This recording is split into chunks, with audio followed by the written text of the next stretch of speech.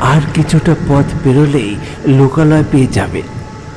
ঠিক এমন একটা জায়গাতে দেখতে পায় দূরে একটা খড়ের ছাউনি, আর সেই ছাউনির নিচে কেউ একজন বসে আছে।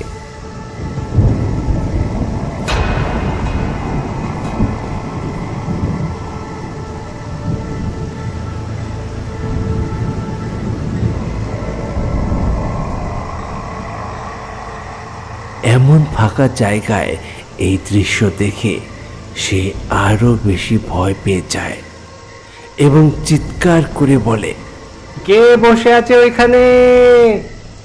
কে বসে আছে?